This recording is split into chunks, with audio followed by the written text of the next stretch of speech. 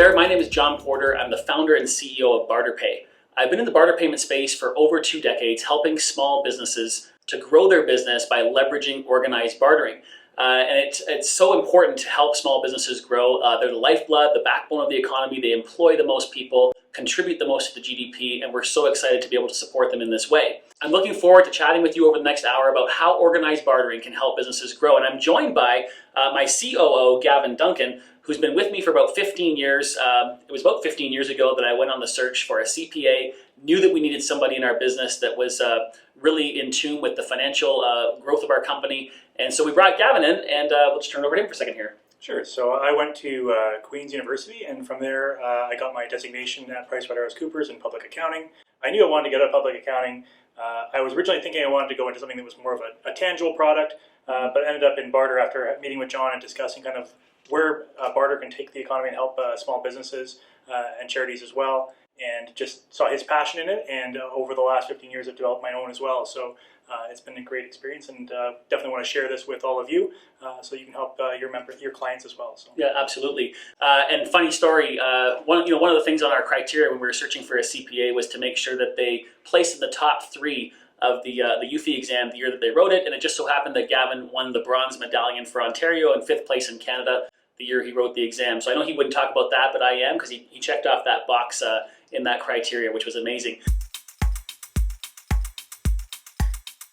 Okay, so I just wanted to go over sort of the table of contents, as it were, what we're going to be talking about over the next hour. We're going to be covering things like, the need for barter, why we care about this in particular, one-on-one bartering, which is called contra, versus sort of the multi-directional bartering that we've set up, types of businesses that can barter, and the fact that actually charities can also barter, the whole charitable aspect of what we do and social impact and that sort of thing.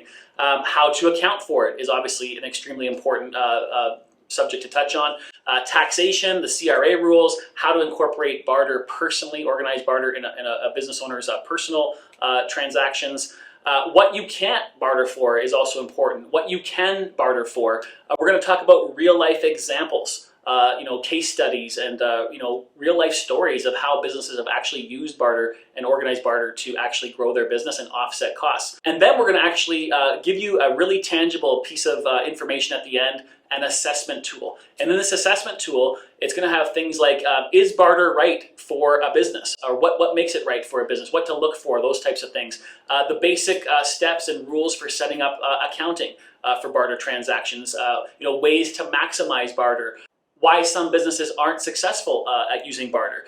Barter is for every business, but not every business owner kind of makes organized bartering work, that sort of thing. What to look for in a barter company, in an organized bartering system, the top 5 or 6 things to really look for to make sure that barter system that you're recommending potentially to one of your clients is going to be a successful relationship. So those are the types of things that we're going to cover. And we're just glad that you're here with us, and we look forward to having this conversation over the next hour or so.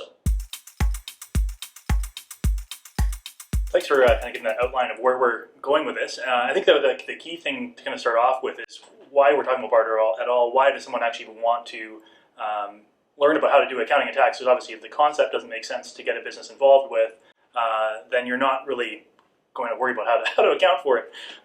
So I guess just to start off, sort of what is kind of the first thing you want to think about when you're thinking about barter, and where barter fits into the economy? Right, for sure. So it's a great question, and it's a foundational concept of organized bartering, and that is literally what we define as what's called spare capacity, right?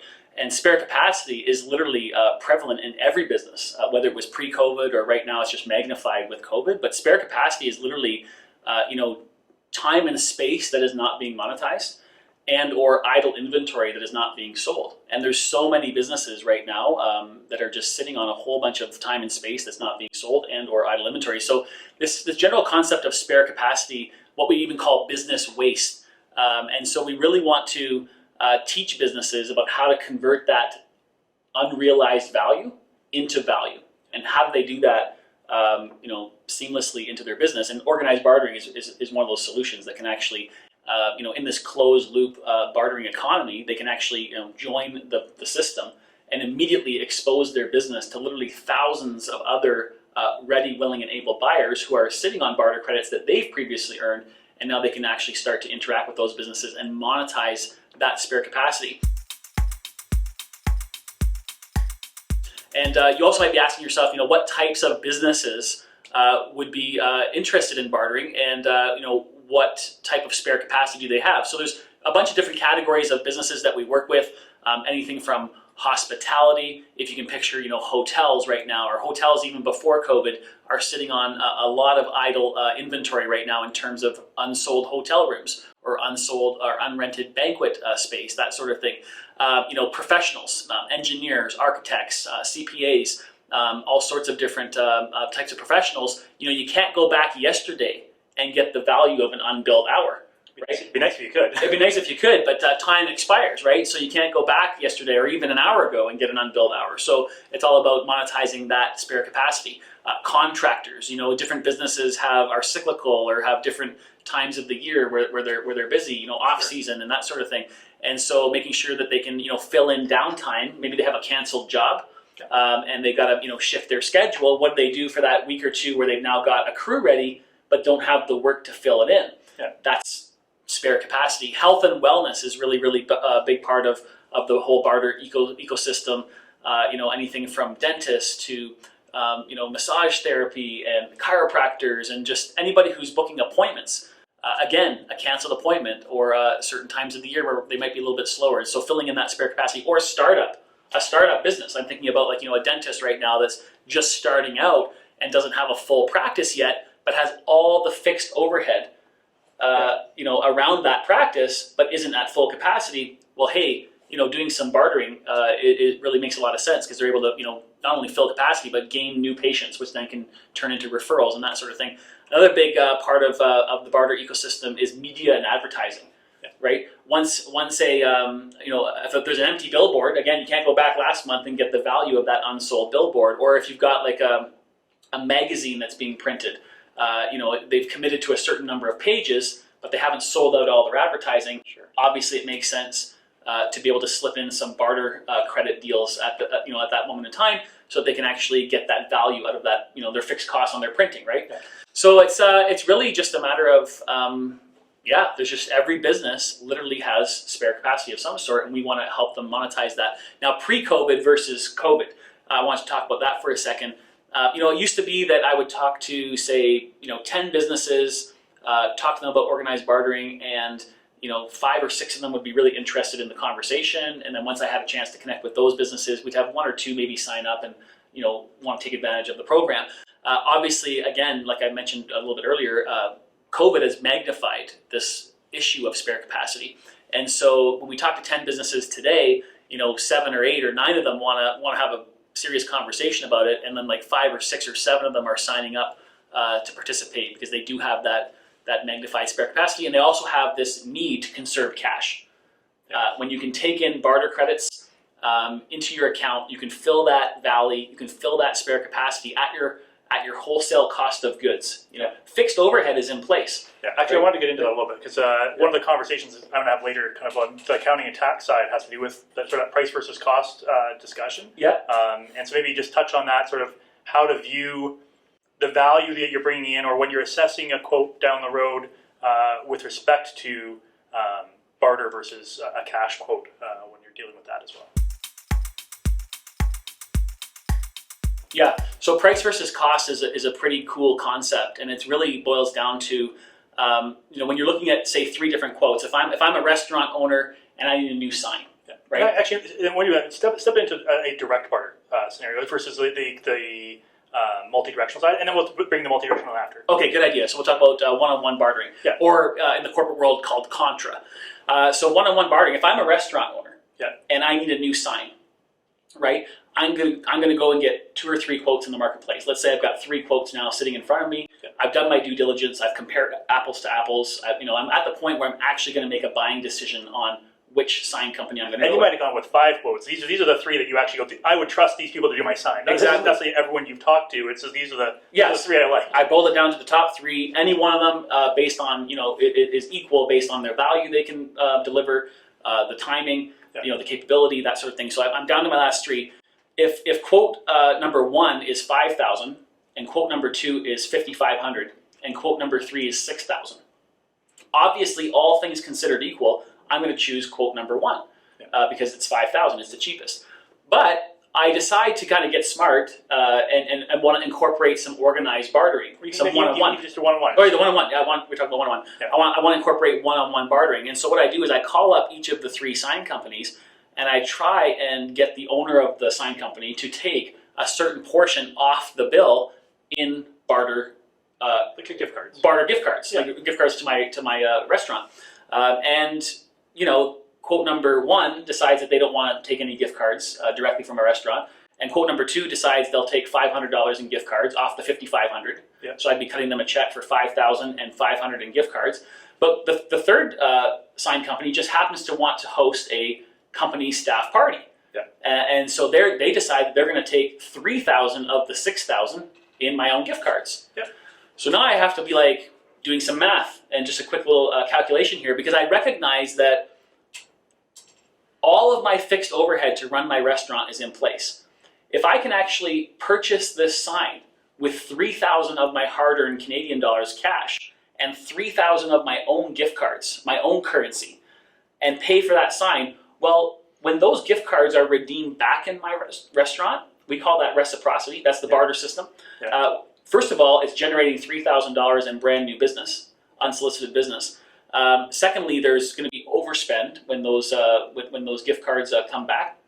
Thirdly, I'm getting a number of new people in my restaurant that are going to maybe take a photo or post it on Instagram and talk about their experience with the party that they were attending. These days it might be more 3 people taking takeout, but it's still good. Or takeout, yeah. This was a party. This is a party coming in from the thing. So now I've got all these new people in my restaurant, and it's at my wholesale cost of food. Right. Because I'm going to actually fit that barter deal in where I've got the empty space and capacity in my restaurant, right? And so therefore, I'm able to buy that sign for $3,000 in Canadian dollars and $3,000 of my wholesale food and beverage costs. So the $3,000 is my menu price, but my wholesale food and beverage cost on that is only about 35%. So just over $1,000 in actual hard cost. So that's the that's why a business would want to do a contra or a barter deal, because it's forcing the vendor that they're looking to deal with to actually reciprocate and also do business with them. It's creating new unsolicited business exposure, and it's all at my wholesale cost of goods. And then there's also the benefit of obviously those individuals that came through that party might come back and actually spend with their credit card. And then I think the next part to kind of touch on there is sort of the reality that it's not often easy to find those direct deals that work. So, and I think it's kind of where the multi-directional concept came from in the first place. Maybe you can touch on that, sort of how we moved from let's work on a direct barter deal to let's kind of work in a multi-directional facet. Well, that's the thing, right? It's actually called the coincidence of wants. So for that deal to line up, I had to kind of get a little bit lucky, right? I had to actually stumble across a sign company that also wanted my services at the same time and at the same value. And enough of your services, right? Because in your example was your second person wanted $500 of the certificates. Well, that's great, and that helps a bit, but it doesn't help as much as the person who wants. Who's willing to take $3,000 or even potentially the whole six. The whole six. Correct. So organized bartering has developed to solve the problem of the coincidence of wants, right? This whole idea of, and the whole notion of actual how business was invented, which is the one-on-one bartering is basically how commerce started. And so to get around that, organized bartering systems have created now platforms that allow businesses to join their system, establish an account number. They can now offer up their spare capacity onto the system. Now we all know that cash is still king. It's the oxygen of any business. You cannot run your business on an organized bartering system, but you can definitely enhance your business using organized barter and leveraging the system. So they can now join the bartering system. They can offer up their spare capacity onto the network in exchange for a barter credit. Now, one barter credit equals $1 Canadian for valuation, accounting, and tax purposes, which we'll get to in a little bit. And so, yeah, they can offer up their spare capacity. They can earn barter credits. And now, the best part is that regardless of who has acquired their good or service, they can now take this newly earned revenue stream in barter credits that doesn't expire, and they can go and utilize it and barter and trade with anybody in the entire ecosystem.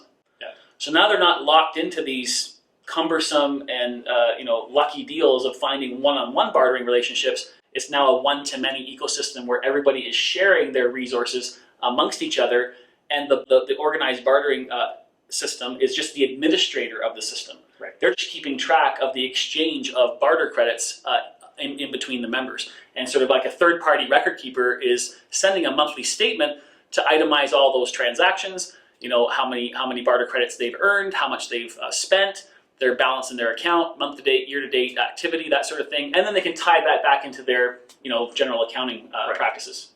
So I think it's good to apply the organized bartering concept back into that sort of one-on-one deal that we talked about between the sign company and the restaurateur. And so now, by the restaurant being able to join an organized bartering system and connect with his barter coach, right? The first thing we're going to do, like I already talked about, was to start to advertise those restaurant gift cards out to the system, because we got to accumulate $4,000, $5,000, $6,000 worth of barter credits for the restaurant. So that's step one. The restaurant joins the barter system. We then do a promotion, boom, out to the system. Quickly, we earn that restaurant 5,000 barter credits into their account by selling off their gift cards to other members of the exchange. Now, on the flip side, that restaurant is going to still go and get the 2 or 3 quotes like normal, right? But they're also going to connect with their barter coach and find a sign company who's in the barter system, who's willing to take all or a portion in barter credits. And so it just so happens, this time the quote number 1 was 5,000, quote number 2 was 5,500, and quote number 3 was 6,000.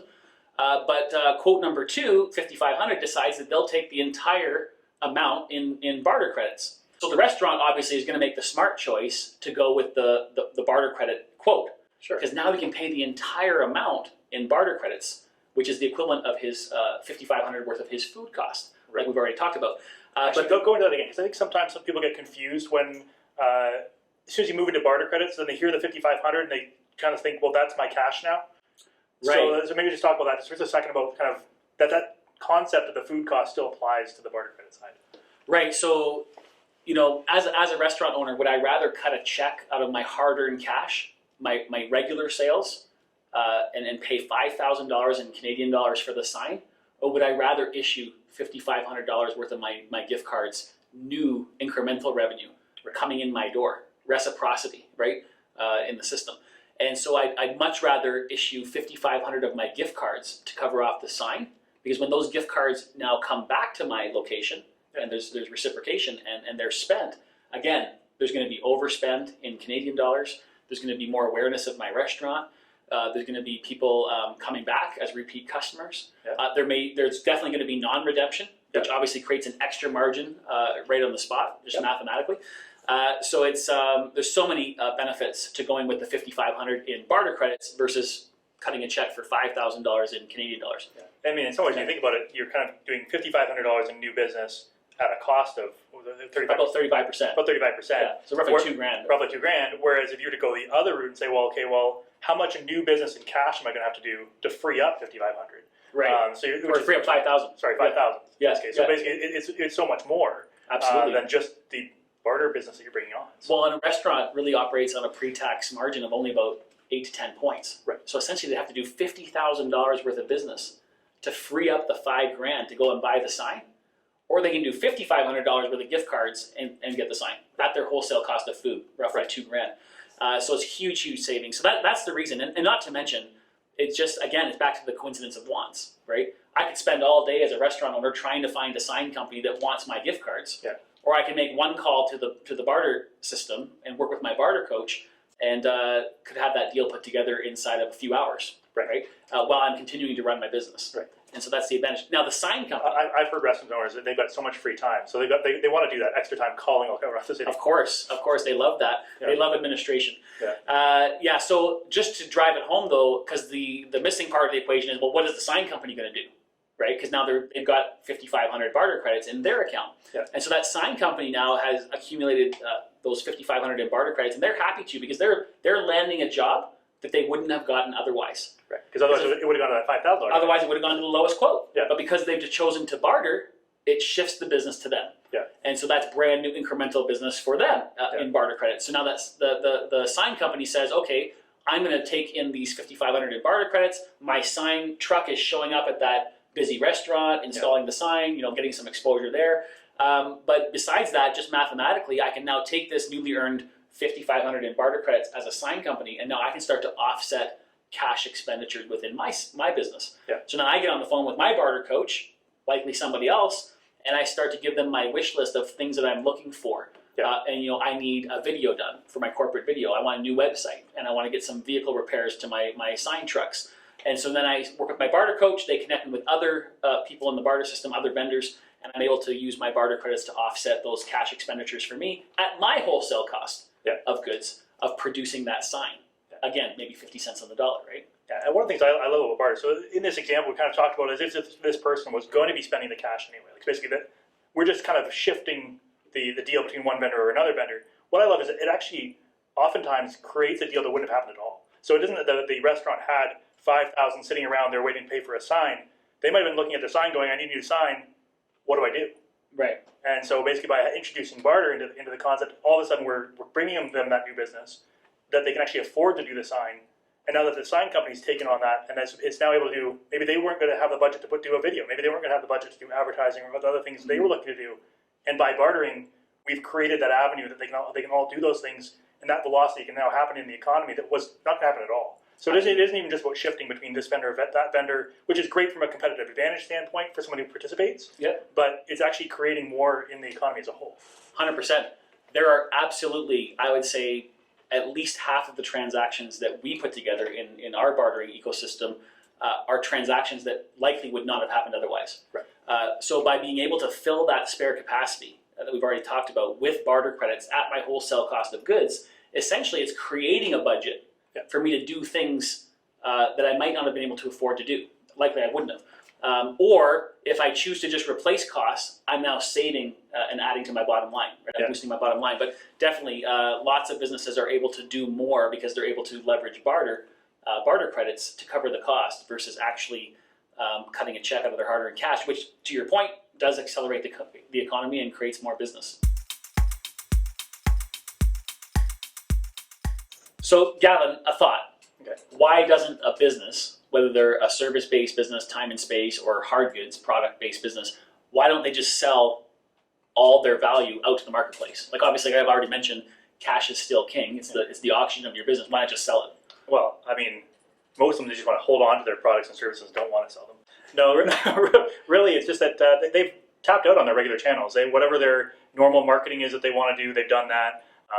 They might have done some discounting already in terms of like different sales and things, but they kind of reach a point where they don't necessarily want to discount any further because that's losing value. Or I mean, you think some goods where they brought it in at let's say $100, and they started off with a $200 retail, and now they're at the point where they've discounted it maybe even down to $150, but they don't want to go close to their costs. Getting close to their costs. They don't want to send a message because usually when someone's discounting they're still marketing to their same customer base.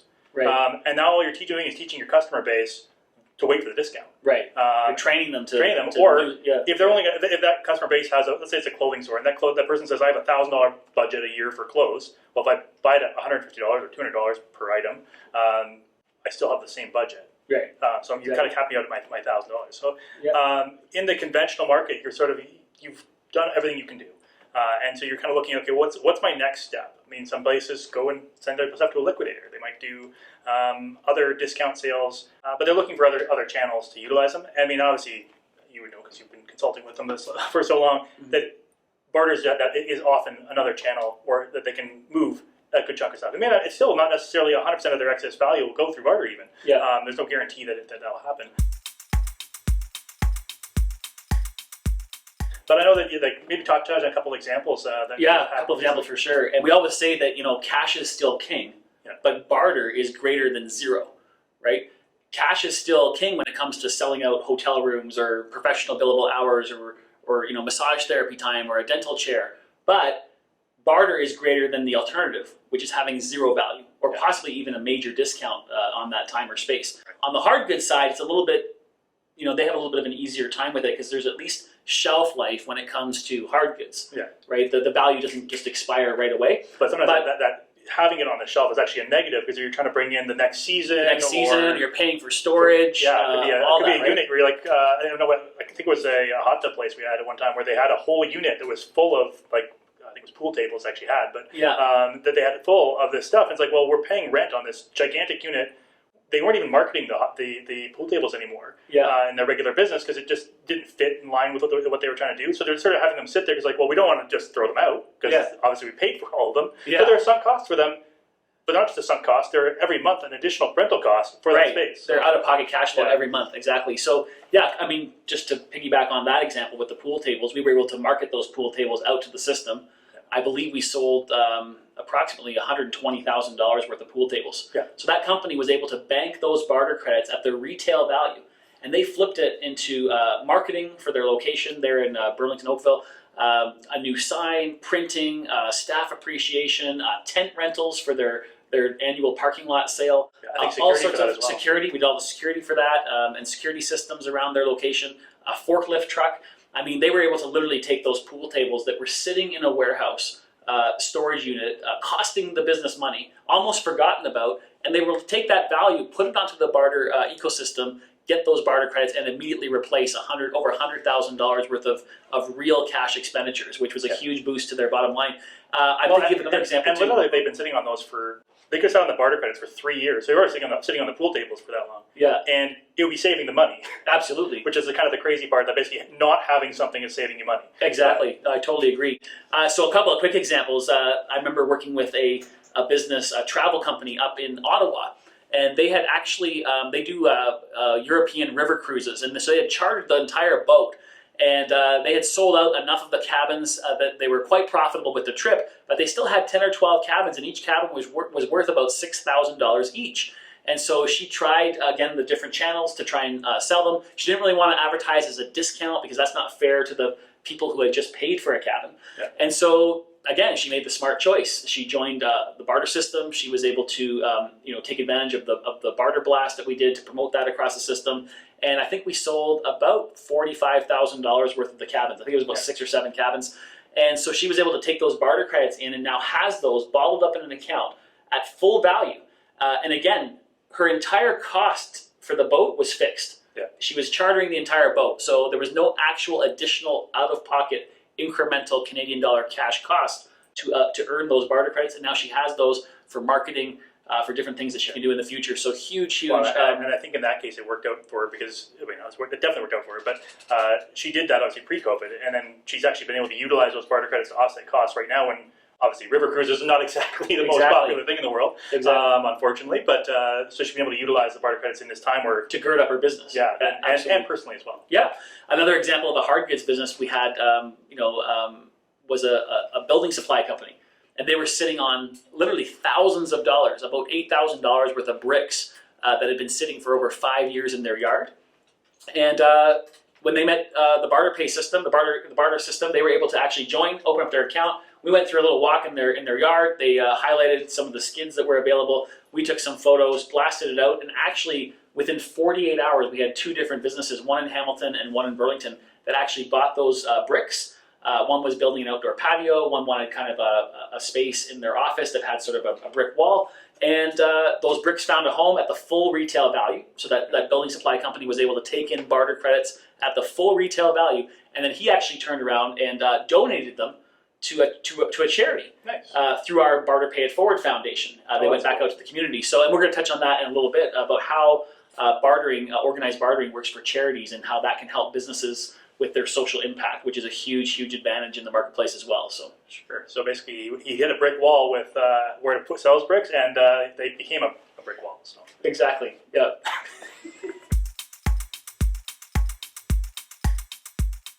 So kind of think about this. What types of business or what sizes of business? Like, is this for like small, big? Like, where does this fit? Where does barter fit in? On the spectrum? Yeah. Well, great question. And I've already kind of touched on this whole idea of organized bartering works for every business, but not every business owner makes organized bartering work. Sure. Or even one-on-one bartering. Yeah. You kind of have the mindset and the propensity towards it, or you don't, right? We can train and teach, and obviously we want to make business owners aware of the concept and why it makes sense. But for the most part, it's the business owners that have that positive, creative mindset towards bartering that love, working with an organized bartering system. So, but to answer your question, I mean, it's anything from a small home-based solopreneur right up to a multinational corporation. I mean, in the Contra world, happens with these billion-dollar deals happening all the time around the world for media and hard goods and all sorts of different transactions that are happening in that space. But as a couple of examples, I mean, we've dealt with a small home-based business. She was in the jewelry business, so she makes handmade jewelry as a solopreneur. And former teacher actually became an entrepreneur, and she over the last 5 or 6 years has actually bartered over $110,000 worth of handmade jewelry onto the BarterPay system in exchange for barter credits. And she's been able to take in those barter credits and use them for advertising, dental services, to repair her vehicle, gifts for her family members and other friends, travel, all sorts of different things, right? And be able to offset costs at her wholesale cost of that jewelry. And she's been exposed to a whole new marketplace of customers now. In fact, she even has some other retail barter businesses that are part of the barter system that are now buying her product and actually even reselling it, which is giving her even that much more exposure into the marketplace. So really, really great for her. And there's all sorts of small, little, tiny businesses that we deal with, right on up to even recently when the pandemic hit. We got contacted by the second largest food supplier in Canada. And they actually were sitting on a whole bunch of food that was going to go bad. They call it their code date. And so they quickly assembled a little team internally. They got to learn about how organized bartering can help solve that problem. And in fact, they actually joined the system, and we quickly monetized almost just over $250,000 worth of food into barter credits at their full wholesale value, their regular price. And they've been able to, a few months later now, take that newly earned barter credit stream and that new revenue, incremental revenue, and actually turn it into corporate apparel. They've been able to do some video production for their team and HR. They're able to purchase gifts for all of their employees across Canada and their kids. Right? These are things that now they're able to, where that line item in the budget might have gotten scrapped because of bleeding cash. Yep. They're now able to help out all of their team members across the country and actually give them a big pat on the back with some of these extra incentives. Yep. Again, because they're not having to use cash. So you think of everything in between. I mean, like we've talked about it already. Anything in the health and wellness, massage therapy, larger firms, accounting firms even, right? We've got some accounting firms that do a lot of organized bartering, and they may have 5 or 6 associates that have some capacity, right, in their schedules. And if they're being paid a fixed salary, they might as well be leveraging that spare capacity and filling it in with barter credit business and new accounts and that sort of thing. But media companies and small and large, home-based web developers up to larger marketing firms. It really doesn't matter. Again, it all boils down to the mindset of the business owner. Or in the case of a larger business, like the management of the business. Not necessarily just the business owner themselves, because obviously in that case, there's shareholders who aren't involved in the decision at all. It's sort of the upper management having that mindset and saying, okay, this is something that works for our organization, and we're going to incorporate it in and make it work for us. Exactly. And then, and obviously right now in the way the economy is, there are a lot of companies with bad cash flow, but just in a general concept of barter, like, is barter for someone who's just got bad cash flow or someone who's got good cash flow? Where does that sort of fit? Another great question. Well, organized bartering isn't affixed to a bad business model already. So if a business is really, really struggling with cash flow, bartering can actually almost work against them, to be quite honest, at the beginning, because as they're putting out their time or space and or goods, they're having to absorb that cost of goods sold, which is a negative on their cash flow. So if they've already got bad cash flow and they've got to absorb that cost of goods when they barter, that can kind of magnify the problem. Having said that, if a business does have some bad cash flow and wants to participate with organized barter, it still works. They just have to be cognizant of that cost of goods. And by that I mean making sure that as they're taking in barter credits, they're already working closely with their barter coach to make sure that they can flip those barter credits into cost replacement in a very, very short time frame. They're not buying the pool table to enjoy at home. In their case, unless they want to go to business, they need to buy things where, okay, I was going to do this advertising and instead of paying cash, I'm now doing advertising with barter instead. Right. So, yeah. They have to make sure that all of their barter credits that they accumulate for their time and space and or the goods that are sitting idle are being plugged right back into areas where they legitimately were actually going to be writing a check. Right. And I think it's an important part when we're consulting with them, or when any one of their business consultants are consulting with them, to make sure that they're aware of that. That there is a cost to doing barter, but it doesn't mean that you can't find advantages even if you are at a bad cash flow place. Exactly. But so then, what about if they have a great cash flow? Like, why would they bother? They've already got great cash flow. Yeah, well, if they've got great cash flow, they want to keep that cash and utilize it to expand and grow their business. Keep the cash in the bank to do the things you can't barter for. Right? So anybody who's got a lot of great cash flow, they're a successful business. We love working with those types of businesses. Number one, they generally are purchasing more things. Oh, sure. They're growing their business. They're maybe building a new building, or they're just hiring more staff, which requires more office furniture. Like they're in spend mode and growth mode. Yeah. We love working with companies like that because there's just so many more things that we can help them replace with barter credits versus Canadian dollars, which is a boost to their bottom line. They love that. But it's also exposing them to a whole new marketplace, right? And whenever they're growing and they're ratcheting up their capacity, that's when they actually have spare capacity, right? And so that makes the most sense to barter at that moment in time. Sure, and that basically means someone who's starting up obviously is in that place, but also someone they might be 15 years in and now they're just hitting that next wave of growth. They could still be in that same. It's almost like a startup phase again. Yeah. So exactly. Makes no sense. It's all about keeping cash in the bank. Even the most successful businesses, want to actually create the most amount of cash flow possible and the most amount of cash reserves possible. Sure. And by leveraging a barter system, they're able to, make that happen on a bigger, on a bigger scale. So it's all good. So with businesses with bad cash flow, is there a way, or if they can't earn, let's say, barter fast enough for what they need to spend on those, is there a way for them to kind of get, financing or a loan or something like that? How does that work? Or does it think you have to earn first? Yeah, no, great question. Obviously, the priority when a business joins the bartering system is that the system is going to actually advertise their services out to the network. That's number one. Let's bring them new business as fast as possible. But your question is, can a business actually go and spend barter credits in advance of actually earning them? Yeah. And the answer is yes. They would simply apply, in our case, for a barter loan.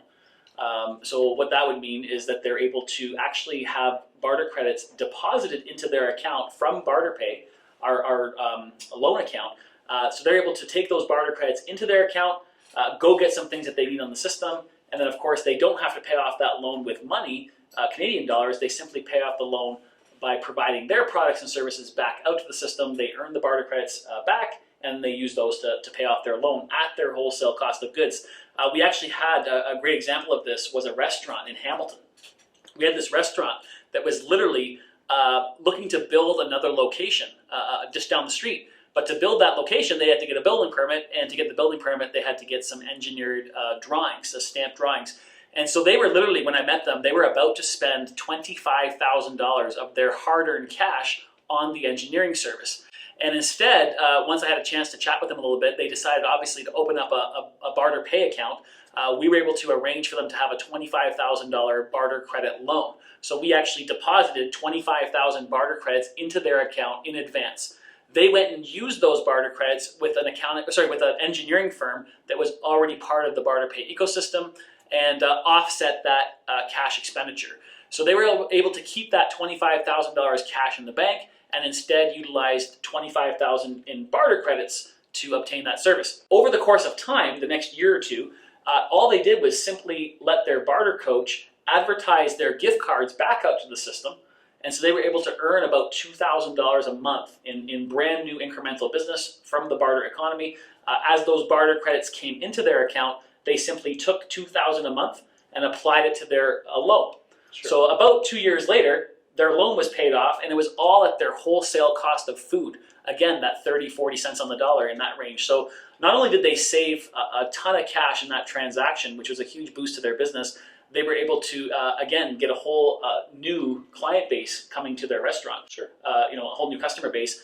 And the exposure, the overspend, the gift cards that didn't get redeemed, all the other benefits are still there, but just purely from a loan standpoint, being able to not have to come up or use that $25,000 in precious cash was very, very beneficial to them. And especially right now with the pandemic, businesses, or even without the pandemic, it's hard for small businesses to get financing. Right. Well, actually, with your example there too, with the restaurant, it's like, okay, well, why couldn't they just get $25,000 of business right away, just sell out the gift cards? And the reason that they didn't want to do that, and we obviously were consulting with them as well, is that they didn't want that much barter traffic taking up their whole restaurant. And you think about right now where restaurants can only have so many people in and that type of thing.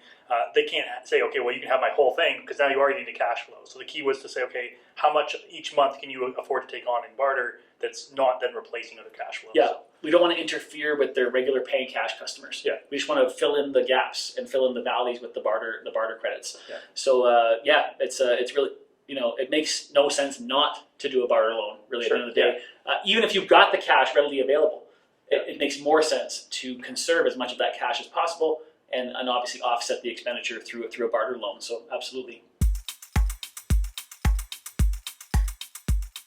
I guess moving into kind of another area where oftentimes finances are tight is sort of the whole charitable area, and kind of where barter sort of fits in for charities. Obviously, they have sort of the gift in kind that they can take, but I know that can cause them challenges at times in terms of how do they value it, or how do they sell it, or make use of it themselves, monetize it. And then they've got the accountants like me in the background going, okay, how are we accounting for all of these gifts in kind, or should we be giving a full receipt for this one or not, or what value should that receipt be, and kind of where do you see barter sort of fitting into the charity world?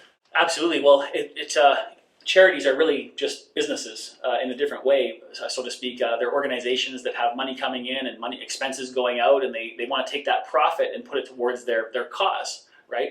And so it's super important that charities are very, as fiscally responsible as they can be. And there's a lot of businesses that want to support charities, but they don't often have the extra cash, especially right now. They don't have the extra cash flow. And so they want to offer up gifts in kind, like you already mentioned. And so the problem with that is, what if the gift in kind, the product or service they want to offer the charity of their choice, doesn't need their particular product or service? So you're back to that whole coincidence of wants, right? They don't need what each other has at the same time or the same value. So whereas in this case, the want of the business is I want to support the charity, as opposed to I want something for myself. Correct, right. But the charity's like, we don't know how to monetize what you want to give us. So there's just a little bit of a tension there. And so, we're super, super happy and excited about this solution that we've been able to bring to the marketplace, which is called, in our case, it's called BarterPay It Forward. And we have our own charitable foundation called the BarterPay It Forward Foundation. And so we've got thousands of businesses on the ecosystem over here who are utilizing barter to boost their bottom line. Obviously, they're offering up their spare capacity. They're earning barter credits. They're able to take those barter credits and utilize them to offset cash expenditures. But we're also teaching them to give some to their community. In order to be competitive as a business in today's economy, you've got to be, environmentally friendly. You got to have ethical supply chains, and you really have to be connected to your community. Attracting and retaining talent is huge in that line of things. So, how does a business actually give back to their community, though, if they don't have the cash flow to do it? So, by leveraging the BarterPay It Forward program, a business can now earn those barter credits for their spare capacity. Take those barter credits, use some for themselves, and give some, donate some to the BarterPay It Forward Foundation. And then we give them a charitable tax receipt, 1-for-1, as if it was a 1-for-1 gift in kind. Then our foundation, our charitable foundation, is able to take those barter credits and distribute them to all sorts of different charities across Canada and all the marketplaces that we operate in.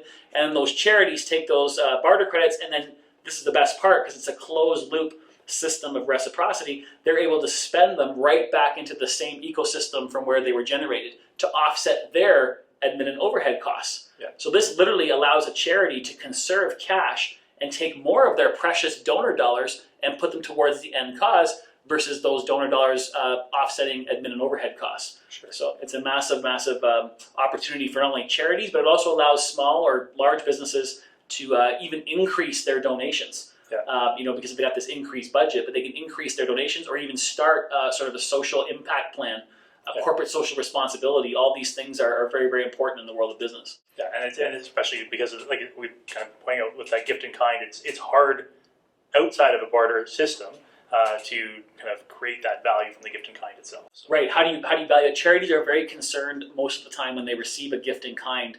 How do I monetize it? Yeah. How do I appraise it? How do I receipt for it? They don't want to jeopardize their charitable status by issuing a receipt, a charitable receipt that wasn't the right value. And so by teaching businesses to take their gifts in kind and monetize them into barter credits, it sets an actual valuation of what that item is worth. Correct. And then they're donating the barter credits, not the item. Yes. And then that flows back to the charities, and it all works in a nice circle. Amazing conversation. It's been amazing just to kind of sort of set the stage and the groundwork, the framework, the foundation of why organized bartering makes sense for small to medium size and even some larger businesses. And so just to summarize, I mean, there's so many benefits, right, Gav, Yep. Of how these businesses are able to benefit from organized bartering. They're able to get new business, brand new incremental business, new customers. It's a new revenue stream when they join a bartering system. They're able to obviously take those barter credits and utilize them to offset cash expenditures, which is a huge increase in cash flow. It's a boost to their bottom line. They're able to protect their margin. We talked about that, where they're not having to discount and teach businesses and teach customers to shop only when there's discounts. So protecting that margin, it gives them more buying power in the marketplace when they're leveraging the barter system. We just talked about it, being able to create more social impact, a huge importance. It's almost like creating a new budget to be able to create social impact. Again, it's this whole idea of reciprocity, this infinite loop of how they've been able to actually, offer up their service and then get things in exchange. This system of reciprocity. Moving idle inventory is huge. Not having to pay for that warehouse space. Being able to free up space in their retail store to bring in new goods. The more current goods and so on and so forth. Alternate financing, we just touched on that about the Barter Loans, access to alternative financing sources through being able to obtain a barter loan. And it also ultimately creates additional budget, right? So when they're able to take their spare capacity, this unsold time and space, or idle inventory that's sitting on the shelf or in the warehouse, and they leverage the bartering ecosystem to create this new revenue stream. As these barter credits are coming into their account, they're able to create budgets for things that they might not have been able to afford, or they would definitely have not have been able to afford, like for things like advertising, which when you can take a barter credit and turn it into an advertising or marketing spend, it's literally then leveraging that to drive brand new unsolicited cash business, Canadian dollar business back to that business, that small business. Employee incentives is a huge thing. Being able to have a new budget for employee incentives, health and wellness, construction, upgrades, adding on to your building, renovating your home. Customer appreciation is a huge thing. Every business wants to be able to give back to their customers, but doesn't necessarily have the cash flow to do it. By being able to barter, they're now able to take those barter credits and use them for customer appreciation, which creates loyalty, and loyalty breeds more business, not only from them but also from referrals. There's the whole marketing side. I mean, what business wants to put out hard-earned cash for new websites or testing out new markets, new marketing strategies? It's very cost prohibitive to do that sometimes, but being able to take barter credits and test new ideas in your business is so much more cost-effective and less risky when it comes to spending those dollars. And then there's consulting. I mean, there's so many professionals that we deal with. Whether it is CPAs, or business consultants of some sort. Well, one that's been popular right now, actually, in terms of an additional budget. SEO? SEO, but also just the whole E-commerce? and getting online at all, because there are a lot of, especially when you're dealing with kind of small, medium-sized business, a lot of them haven't really figured out how to fully tap out online. They might have a website, or they might have a bit of a store or whatever, but they haven't really fully built out what an online presence looks like for them. Or in some cases, they've been able to get consulting that's helped them kind of redirect their business a little bit during this time where they can't do what they normally do, but they are able to consult themselves through an online platform. Yeah, exactly. Great point there. E-commerce is super, super important right now. So again, there's a myriad. There's hundreds of different ways that bartering can be worked into a business, all to their benefit. And it's an amazing opportunity for these businesses to actually leverage organized bartering to grow their business and boost their bottom line. Yeah. So I guess with that, now that we've kind of covered the kind of boring, dry part of the presentation about what barter is, we can touch on accounting and tax. Let's shift gears to accounting and tax. Good idea. So switching gears into the whole accounting side of things, accounting for barter transactions, maybe just touch on obviously how accounting works into the mix for these types of transactions, both from a one-on-one bartering perspective and also from organized bartering exchanges. Sure. I mean, when you look at one-on-one transactions, For large corporations, it can be very complex because there's obviously the communication side of things, and if there's no paper trail or anything to evidence that a transaction happened, how does the accounting department even know to do anything? From a smaller business perspective, obviously then you've got the communication just doesn't have to be high, but the requirement is still that you would account for it based on fair value. So then it's assessing, okay, well, is it the fair value of what I bought or the fair value of what I sold, which you would hope would be the same. But sometimes one will be more obvious in terms of like if you're dealing with a restaurant where they've given up something of its menu pricing versus someone who would do something on a quote basis. Obviously, the menu pricing is easier to say, well, that's the fair price. value or the price. And then when I'm thinking about a small business and I'm dealing with a transaction, I find it's easier to think about the two transactions as separate transactions. Even though they're done together, most oftentimes with a smaller business when they're doing direct deals. But if you think of them as separate transactions and record them almost that way with sort of a clearing account managing the middle, for most accounts, that would be probably the easiest way to stay on top of them and keep track of them. Then when you kind of move into like a multi-directional system, it becomes a lot simpler because the barter credits themselves are the values. Basically, you just try to treat each transaction as if they're a dollar. The members within the exchange will invoice each other for the transactions, so you have the whole invoice record. HST still applies. HST or PST in provinces where PST applies still applies to the whole transactions. Actually, backing up to the other transactions, sales tax and income tax also apply to one-to-one barter transactions as well, which can be, once again, another trick of that part of it, which once again makes it easier when you're working through an exchange. An exchange will also give you a full statement of the transactions that you've done, and so therefore, if you're missing an invoice, it's easy to say it's on my statement. I need to go find it. If you forget to keep track of a direct deal and someone still owes you on that, it's really hard to find that because the person's probably, you'd hope someone would be ethical enough to say, hey, you provide me service, I still owe you. Duck out of their not duck out of their responsibilities. But the reality is they're busy too, and they might forget. And if they've forgotten and not reminding you, and you've forgotten, well, then you've just given up value for nothing. Right. Whereas with a multi-directional scenario, you have stored value. Stored value. You've got a statement saying what you've actually provided. Right. And so that's something that's there.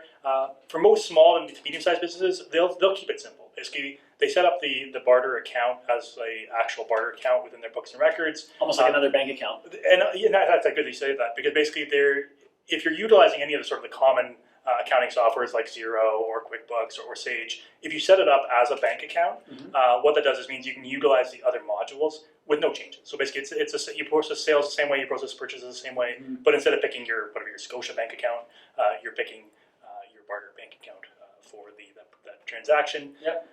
And then at the end of each year or whenever you're producing your statements, basically just reclassify the account. Because obviously it's not a bank account, so you wouldn't want it to show on your financial statements as bank or cash, but just basically reclassifying to another asset. Like other asset. Right. So it operates like a bank account throughout the year in the system. At the end of the year, reclassify whether you have positive barter credit balance or negative barter credit balance. If you're in a loan situation, it reclassifies it as an other asset or liability. Correct. Basically another liability. Got it. In the loan scenario. It makes a lot of sense. So the general premise is don't do anything different. Just add another bank account. All barter credits earned are considered revenue to the business. All barter credits spent are considered an expense to the business. And the barter exchange will issue a monthly statement which itemizes all that activity, and no different than the accounting department would reconcile a Canadian dollar bank statement to the Canadian dollar bank account. They would simply reconcile the barter account statement to the barter bank account in their system. Sounds like I've taught you really well over the last 15 years, so you're doing really well there. Thank you. I think you've had to say that a few times too. So. I've had to say that a number of times. So it's, again, do nothing different. Literally just set up another bank account in your books and records called Barter, or BarterPay in this case if you're dealing with us. But absolutely, it's so simple. I guess one area where it can become more complex is only within larger organizations. It's kind of, you're talking about the price versus cost analysis that we were doing on transactions. This is the departmental This is sort of the departmental side of things. So basically where you're like, okay, well, I've got a sales department who's like, sure, barter all you want, and because I'm getting all this credit for all this revenue over here. But the other side is looking at it going, well, I don't want to use the barter credit, even in a one-to-one scenario. Think of taking an example where the sales people are like, well, we'll sell all these tickets and we'll do a direct trade with this electrical company for a sponsorship. And like the purchasing person who's responsible is going, well, okay, that credit's $100,000, let's say, and I've got an expense I could pay $90,000 cash for, or I can use your $100,000 credit that you got through your little deal over there. And they're like, well, I'm only evaluated based on my budget, and if you're just going to charge me at $100,000, well, no, I'm going to use my $90,000. But if you actually think of the organization as a whole, the sales department came up with this credit of $100,000. It's now just sitting there. Oh, it goes back to that new budget. Yeah, the barter deal created a new revenue stream. They created a new revenue stream. So basically, now they're sitting on this electoral credit that they're not utilizing, which is now nothing really. Right. And they're making a poor decision to go with a quote unquote cheaper quote at $90,000, but really that's just money out of the bank. Right. They're pulling $90,000 out of their regular sales. And that's where the complexity comes. Is basically figuring out in the books and records. Okay, well, how do we manage this for both departments so that both sides are making the right decisions? Both the sales department isn't, I'll say, over bartering stuff because it's easier to barter than it is to sell in the Canadian economy the regular way. And the purchasing department is making the right decisions because not that it's harder to barter, but that it can be there can be an extra step, and if they don't want to take that step, they won't do it. And if the price versus cost analysis is off, so basically they don't make the right decision. So in I think our original one, we had the sign guy who was doing the $5,500 sign full barter. If they don't have the right tools in place from the accounting side to say that for their department that they're getting evaluated properly based on the barter. And so usually what we say is set up another department that is sort of the barter department, and almost like the selling department is selling to that department, and the buying department is buying from that department, and basically then as an executive team decide sort of what the valuation of the barter credits are going to be for making those decisions. Yeah. So you can make it the same. You could say, hey, you know what, for the value we're going to do, we're going to say it's going to be, you're only going to get credit for 50% of your sales, and you're going to get credit for 50, or you're going to get charged for 50% of your purchases on barter, and so it's even. Or you can say, well, actually, let's try and make a profit through the barter center and say, okay, you're going to get credit for 50% of the sales, and you're actually going to get credit for 60% of the cost or whatever. So, and basically working it that way. So obviously that's a bigger, more complex conversation for where you have multiple departments or multiple decision makers in one organization. Whereas if you have like one decision maker, or if you have sort of a overall edict from the organization saying no, if you can use barter, then that makes it simpler from an accounting standpoint, because obviously then you can just do things the direct, straightforward way. Yeah, perfect. Great summary. Thank you. So Gavin, we've already talked about how when a business, any business, small or large, earns barter credits, they have to recognize that as revenue on the books, revenue to the business. But in terms of timing, how does that all play into it? Timing of revenue? So basically revenue recognition is obviously a big conversation with accountants and sort of any revenue generating activity. In terms of the timing, it doesn't actually impact anything. So whenever you would recognize the revenue if you've been getting paid in Canadian dollars, you do the same thing. The barter credits themselves are just sort of more of a form of payment as opposed to affecting the actual revenue recognition timing. So that's great to know. What about on the valuation side? What if a business is not using their barter credits for whatever reason? Sure. How does that all work? Yeah, so I mean, it doesn't happen necessarily that often that someone wouldn't use their barter credits. But if someone wasn't, and if they were just sitting on a balance and it was extending over a long period of time, and they're like, well, I've never used them or whatever, then obviously a valuation of that comes up and saying, okay, well, maybe we write them off. I mean, that's the same as if you were to have a bad receivable or something, then you'd write that off. But if you're within a barter exchange, you shouldn't be in a place where you're writing off, because there's always things you can acquire through it. Absolutely.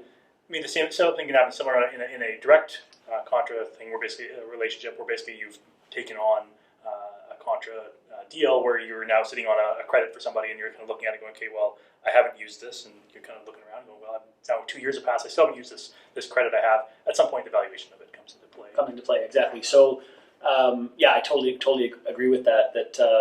Barter systems, a barter account is meant to be a spending account, not a savings account, right? Yeah. It's okay to stockpile cash and grow your cash bank account, but the actual value of bartering is really on the utilization of barter credits. Yeah. It's nice to get new business, it's nice to get those barter credits coming into the account, but really the actual true value of bartering is upon use, replacing that expenditure. So like you said, there's very rare circumstances where they're not able to use it, but it does come up once in a while. Yeah, and I think one of the things that we often talk about is sort of the walk before you can run with it. So basically, you don't try and ram as much barter through as you possibly can before you know kind of generally how you operate with it as a business. So then you have to figure out, okay, I'm going to earn this much barter. Where exactly am I going to use this dollar? It's not that type of level, but basically, am I as a business owner or business management team, are we good at utilizing barter? And so what walk before you run means to somebody could be very different. So if you have someone who's in that bad cash flow standpoint we talked about before, where they really need to turn that barter credit back into value of areas of revenue expenditure, their walk is very slow. Right. If you had somebody where they're like, okay, well, that cruise lady you mentioned, she had her time was expiring no matter what happened. Yeah. Banking 70,000 barter credits made all the sense in the world, regardless of the length of time it might take to use them. Correct. Because basically it's that or nothing. So if you're in a that or nothing standpoint, walking looks an awful lot like running. Exactly. But if you're in an area where basically you're not in that scenario, or your cash flow is really tight and you have to absorb additional cash costs to earn the barter, then obviously you want to walk. Yeah, be cognizant of valuation at that point. And all of our, like for us, our barter coaches would work with their clients in that way, and basically figure out what that means. So for all this work that barter exchanges do, obviously we need to make money too, revenue for our business. I'm going to ask you in a second how that all kind of plays into the whole accounting side of dealing with the barter exchange, but I just want to touch on sort of how we make money as a bartering system and how bartering systems actually make money. And it's really purely based on a performance commission. So like I just mentioned, the benefit of a business to barter, to utilize organized bartering, is when they're able to utilize barter credits. So we actually only charge our performance commission when a business is utilizing barter credits. So that forces the barter exchange to have to do both sides of their job. Number one, the barter coaches come alongside these businesses to help them market their goods or services out to the network, to earn those barter credits, to turn that spare capacity into value. But that's only one half of their job. The more important half is really helping that business take that newly earned revenue stream and replace cash expenditures. And once that happens, it really drives up their cash flow, because now they're not having to pay Canadian dollars for that expenditure, they're just paying with barter credits. And once we've done both sides of our job, that's when we get our little performance commission on the back end, which just appears on the monthly statement and is billed to a credit card. So how does a business sort of, what do they do with that account, the performance commission? Sure. So the way we generally just say is basically treat it as if it's an advertising expense. No matter how they utilize the barter credit, so sometimes it might be the owner might use it personally, which I think we're going to talk about a little bit later. But no matter what they use it for, basically we view the commission sort of like, we brought you new revenue. So which isn't really revenue. Well, it's revenue, but it's not really value until you've done both sides. Right. But the actual expense itself should be treated as an advertising expense, no matter how the credits were utilized in the end. So right. Just write it off as an advertising marketing expense, almost like a deferred sales commission, really. Sure. Yeah, absolutely. Makes sense. So shifting gears on how organized bartering relates to tax. Sure. Right? Is bartering taxable? Is organized bartering taxable? I'll give you a really short answer. Yes. I knew that was going to be the answer. No, of course, the government wants obviously any economic activity to be taxable, and even if you're doing a direct trade, it's still taxable. Basically, there would be both especially if the other side of it's personal, which I think we'll touch on in a minute in terms of personal within a multi-directional scenario. But where if a business is doing a direct trade and you're getting a fence for your house, well, you've actually obtained value, and obviously the government wants you to tax up appropriately. But in terms of multi-directional, yes, both the index tax credits apply as well as income tax. If you have income over the course of the year, it would apply. So makes sense. Yeah, and the other thing too with sort of a barter exchange, there's actually a registration that you have to file with the CRA for the designated barter exchange under the Excise Tax Act, and so obviously we've registered and been designated, and obviously that's one thing you want to look for as you're looking at a barter exchange. You want to make sure it's one that is designated. Absolutely. I would imagine, obviously the CRA would even likes and champions organized bartering, because it actually takes even some of the underground economy that occurs, off the books and sort of formalizes it and puts it on paper. And because the barter credits are exchanging hands and at a one-to-one value, obviously transactions are being recorded. There's a full paper trail. Monthly statements are being issued, and it's fully auditable in that case. Yeah. So there's an audit trail. I mean, both from a CRA standpoint, but also from a financial statement audit perspective, or a management audit perspective, not just necessarily a negative audit from the CRA, because no one wants one of those, but they do happen. Yeah. What about from the U.S. side? I know there's something. So in the U.S. side, basically there is the U.S. exchanges have to issue a 1099-B, which gives basically a summary of all of the revenue that's gone into the barter account, or positive dollars into a barter account. So basically an annual summary of their barter sales. Yeah. And then the CRA did a special sort of review of barter about a decade ago, and made a decision that there wasn't any need for that within Canada. They felt that things were being accounted for properly. So you already mentioned this, but on the personal side. So I'm a business owner. Obviously, I'm offering up my goods or services, my spare capacity onto the BarterPay system, a barter system. I'm able to bank those barter credits into my account. I'm obviously going to use them for my business-related activities. but I'm also going to use them personally as well. How would a business owner account for that properly? Sure. Well, I mean, the simplest way to think about it is if they have a shareholder account, is to basically track it through that. So basically, that if they spend 5,000 barter credits, that would be tracked through that shareholder account, and then throughout the year decide basically whether or not that's going to be extra income, or if it's going to be dividends, or maybe the company actually owed them money, so basically that's going to be the form of repayment. And then the other alternative is obviously that as a shareholder, you could repay that amount back to the company, which I think that might be something that you'd be good at covering in terms of that. So. Absolutely. There's so many hundreds of examples of this where business owners that we're consulting with have taken our advice and literally are able to convert their barter credits into Canadian dollars at 1-for-1 just based on a personal expenditure that they're able to offset. So what I mean by that is when a business earns barter credits into their business account, obviously they're recording that as revenue to the business.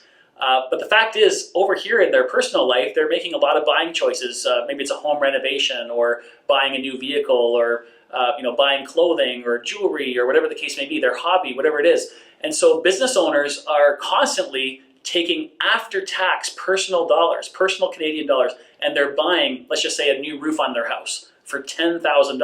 Well, when they take that after-tax personal cash and they go and spend it with their roofing company, is there a guarantee that the $10,000 cash that they give to the roofing company for their roof, is there a guarantee that that roofing company is going to take that $10,000 in money and spend it back in their own business, in the purchaser's business? Absolutely not. In fact, they might even take that money and spend it with someone else that's your competitor, and so or that's their competitor. So at the end of the day, when a business owner can actually keep their personal after-tax Canadian dollars in their account, in their personal bank account, take barter credits out of their company account and go buy their personal roof, what they do then is they just take the same $10,000 cash that they were going to give to the roofing company, and they just write a check back to their own company and replenish that shareholder account. It's literally, there's no adverse effect on their personal income.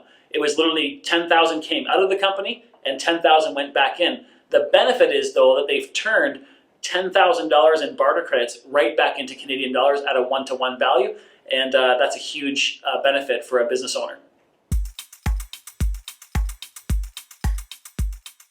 So we've talked about the hundreds and hundreds of things that a business can barter for. Sure.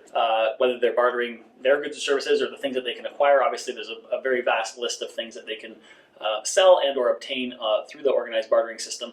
What about the shorter list of things, the things that can't be bartered for? Maybe touch on that for a second. Sure. I mean, the first thing is you shouldn't or can't barter for anything that's illegal. So if something's not legally, something you can't purchase legally in the Canadian economy, being that you're bartering for it doesn't also make it legal. So anything in that case would be off limits. The other thing that you can't barter for is insurance premiums in Ontario, and that's based on a ruling which probably should rule differently, but that's okay. But insurance premiums are something that has been specifically you actually have to pay Canadian dollars for. Right.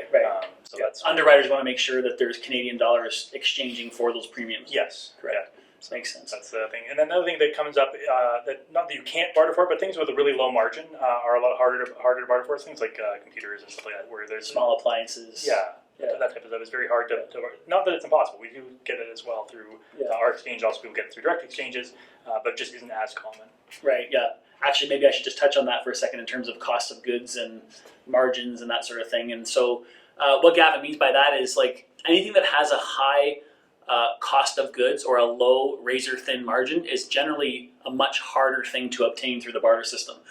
Things like you just said, electronics, small appliances, even tires. So the fact is, some of these product-based businesses, when they choose to participate with barter, they're able to sell their goods onto the system, but they have a bit of a higher cost associated with it. And so it becomes more cost prohibitive to do a lot all at once. Typically, they might be focusing on overstock, idle inventory that's already what we call sunk cost merchandise. Those types of things they're able to barter more of. But if I was to call up a tire store and say, hey, we need 8 sets of tires for a delivery company and they have to be these specific tires, really that's going to be a transaction that more often than not a tire supplier isn't going to want to do in barter, because they're having to actually fork over 60 to 80% of the value of that transaction in Canadian dollars to their supplier. So that sort of thing. So there's this kind of scale of what we call the cost of goods sold scale. So every business has their cost of goods sold.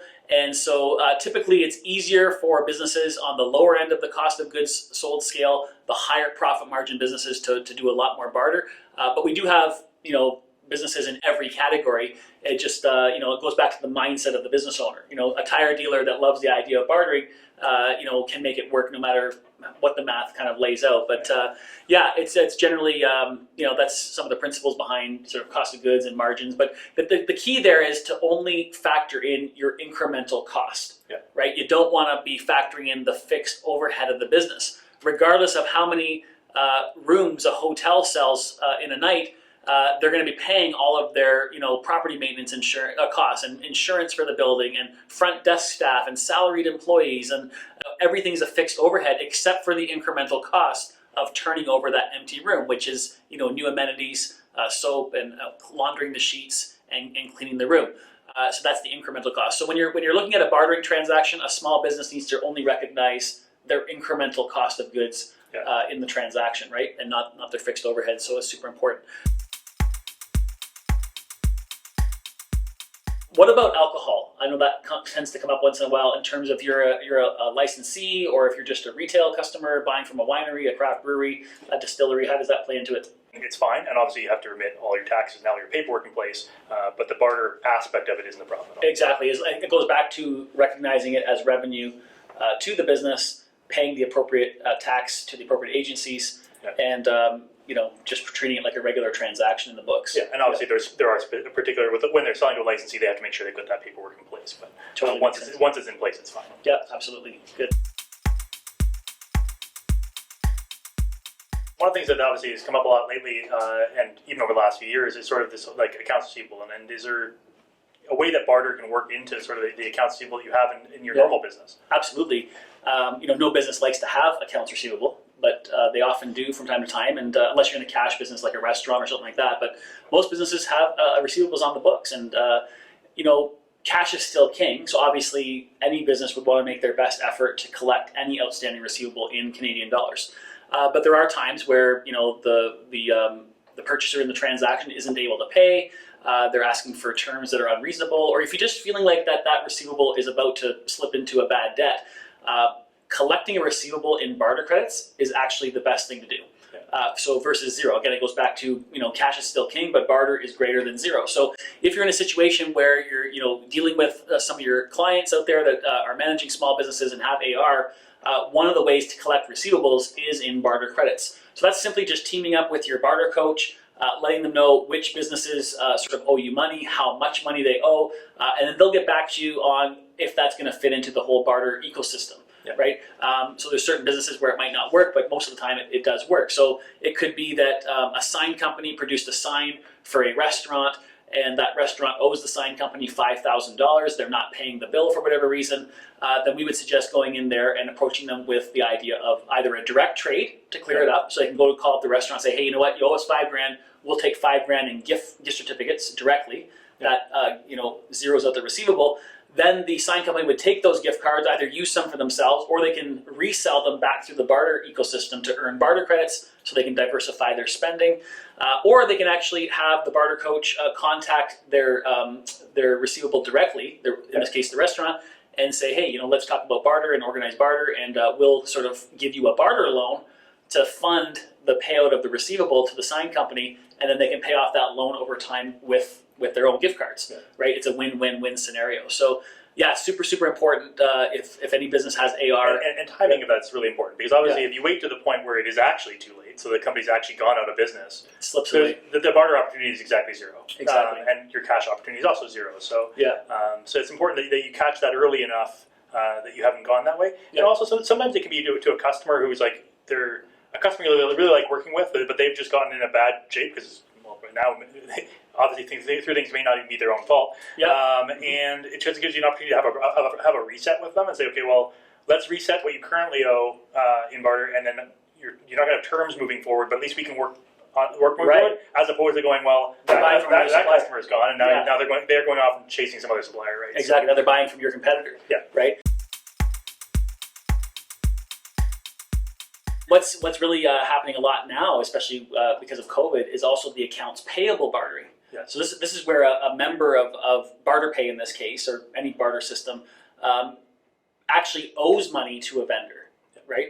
And so they feel bad about that they don't have the cash flow to be able to pay that vendor. There's no harm in working with your barter coach on an AP deal where now that that business is approaching their vendor and saying, hey, I can't pay you the $3,000 that I owe you in money, but I could pay you right now today in barter credits. Yeah. And as long as the business, the vendor in this case, is able to find something that they need within the network, it's really no different than getting payment in Canadian dollars. So it really can solve a lot of problems, both from the AR side and the AP side. But the general rule of thumb is look at those as viable solutions to utilizing and leveraging barter systems. For sure. Yeah. Another area that comes up, I'd say reasonably frequently, is the idea of real estate. And how does barter work into a real estate transaction? Yeah, real estate, it kind of goes back to the whole personal side of bartering, right?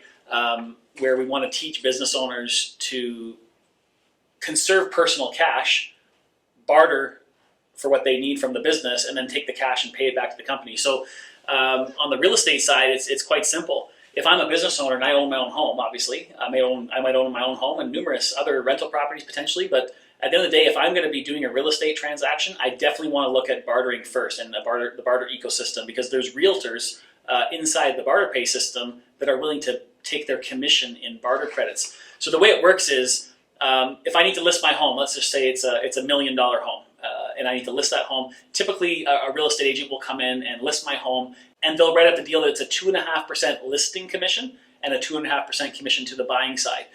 So it works no differently in the BarterPay system, except that there's just an additional deal that they make with the homeowner.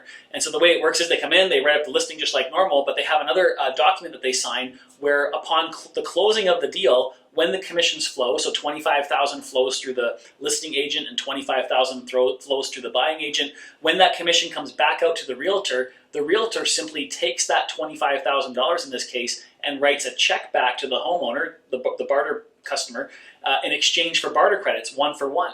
And you might ask, why would a realtor do that? Well, the realtor doesn't look at they're giving up $25,000 in Canadian dollar commission. They look at it like they're picking up $25,000 in barter credit commissions, because they wouldn't have had that deal otherwise had they not been part of the ecosystem, right? So, and this is allowing a business owner, when that transaction happens, obviously they're pulling those barter credits out of the company to exchange for the cash. Yeah. And so it literally is like turning their barter credits right back into Canadian dollars 1 for 1. And now they can take those Canadian dollars and spend them wherever they want in their business. It could be for salaries. It could be for all those things that we talked about, low margin goods or things that, insurance premiums or that sort of thing, because now it's being paid in Canadian dollars inadvertently through barter credits. So huge opportunity. And even on the buying side, right? If I'm a business owner that's going to go buy a home, a rental property. This happened recently, with one of our members, and they went and spent $500,000 on a new home. They didn't use a BarterPay realtor because they didn't realize it was even a thing. And so, in that case, if they had used a BarterPay realtor, they could have exchanged that 2.5%. So when the realtor represents them, writes up the offer, again, 2.5% is coming to that realtor. That realtor in the BarterPay idea would actually take the 2.5% and write a check back to the BarterPay member and in exchange for barter credits. So it would really have been beneficial, but they missed that one, but they won't miss it again. For sure. Now that they've missed out on the opportunity to exchange 12,500 barter credits for 12,500 Canadian, obviously that's not going to happen again. They're going to take advantage of it every time. So yeah, totally works for real estate.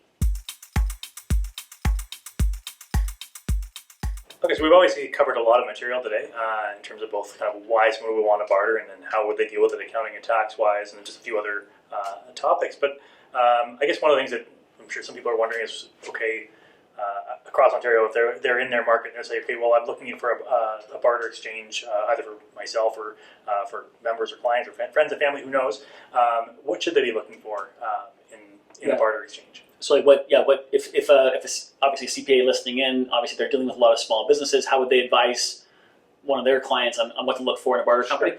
Really, really great question. I'm just going to talk to the audience here about that, because they're actually advising these businesses, in their sphere of influence about how this bartering might work into their business. So first and foremost, you want to make sure that the barter exchange is registered with the CRA as a designated barter company under the Excise Tax Act.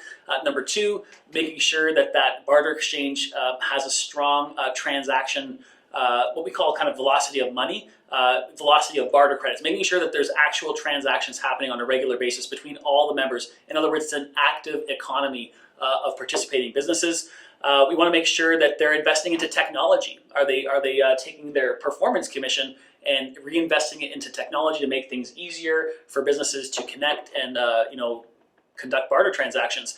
Reach is super important. Are they in multiple markets across the country? Are they expanding? Are they showing growth on that growth curve sort of thing? To make sure that any business that joins that barter ecosystem actually can, market their goods and services into new markets or acquire goods and services, travel, that sort of thing. The number of members, do they have one member? Are they just starting out? Do they have 10? Do they have 4,000 like BarterPay and growing? A growing barter system is a very healthy barter system because members are being attracted, into that sort of that ecosystem to do business.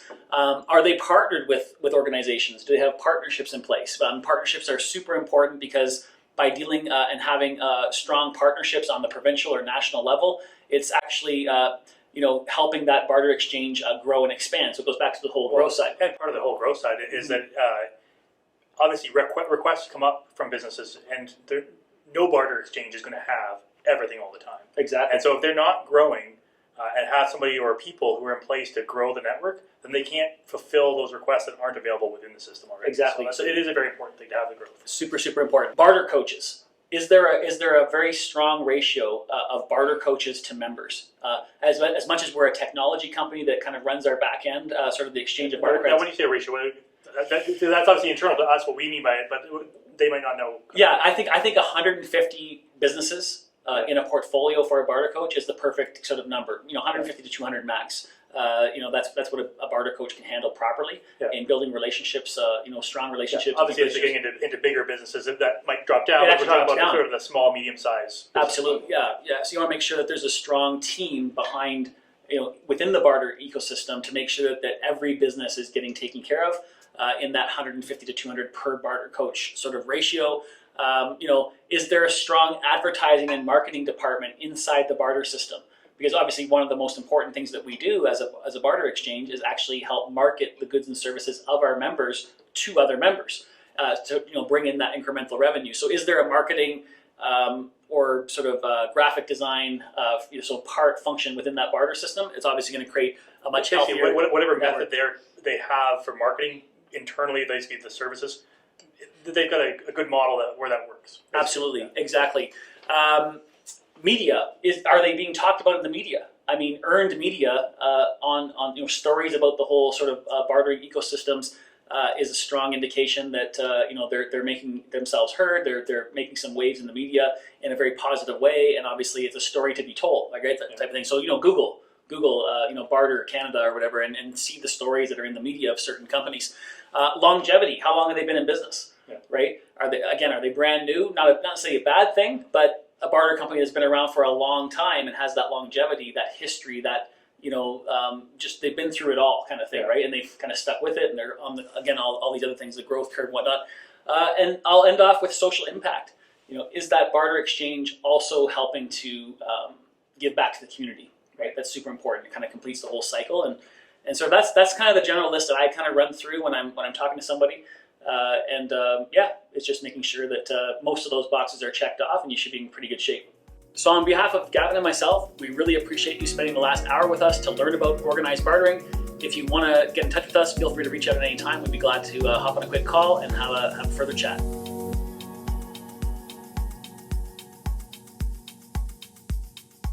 So first, can you tell me about Imagine Canada? Sure. We are a national registered charity whose business is to work with on behalf of Canada's 86,000 registered charities, 90,000 nonprofits, and 7,000 social entrepreneurs to make sure the operating environment is as good as it can possibly be so that they can deliver services to Canadians. How did you get involved with BarterPay? Well, it was actually a conversation through a mutual business colleague. A company that we have used for many years on the public relations front was also doing work with BarterPay. When they had heard about the concept, thought, wonder if it would actually work for charities. And so just did an introduction, and then once we sort of got John and Debbie's enthusiasm and really the vision for what they were trying to accomplish, it just went from there. What is it about that vision and their enthusiasm that made you want to get involved and work with them? Well, I think first of all, it's always great to work with people who are passionate about what they do. But more importantly, it was incredibly smart. And as we seek to find new ways for businesses to participate with charities and nonprofits, this was just a really well thought out instrument or mechanism that can open up an entire new way of doing business between the private sector and the not-for-profit sector. And in a world where charities are struggling for the resources they need to deliver the services for Canadians, having an entire new avenue open up is just amazing. How exciting is it to have a system like this that takes business waste and downtime and actually put it to good use? Well, it's interesting because quite often one of the challenges for businesses is that they're either too busy, they don't want to deeply discount their profit leaders, but finding a system that actually makes money for them in areas where they might have written things off. Makes great fiscal sense. So it removes a barrier. It removes a barrier to that kind of conversation. And in many cases, the services that they provide, the products that they might have to move are the kinds of things that charitable organizations are looking for. How does it feel tonight to hear these sort of stories and see how this local community has been impacted by BarterPay It Forward? Well, the word for me is hopeful, because lots of great ideas start somewhere. And because the mandate of Imagine Canada is nationwide, to witness, well, I call it the birth, even though it's been around for a while, but really the birth of the BarterPay It Forward component, it's very hopeful to think that celebrations like these could be taking place in different parts of the country in the not too distant future. Can you see more and more charities getting on board with something like this? I mean, we heard such great feedback from the ones who were here tonight. Absolutely. And I think hopefully that's one of the contributions that an organization like Imagine Canada can make, where we can help spread the word amongst charities, because they're always looking for new and innovative ways of doing business. And I think it's just a matter of time before they hear about this and say, this is the kind of thing that would really work for us. Anything else you want to add? Well, just that we're incredibly grateful for the vision that's been shown. And the other thing that I find really intriguing about this is that the marriage of BarterPay and the BarterPay It Forward Foundation is building this kind of thinking into the DNA of the company. If we have more companies in Canada who think intentionally about how they work with the community, this will strengthen Canada's charitable sector.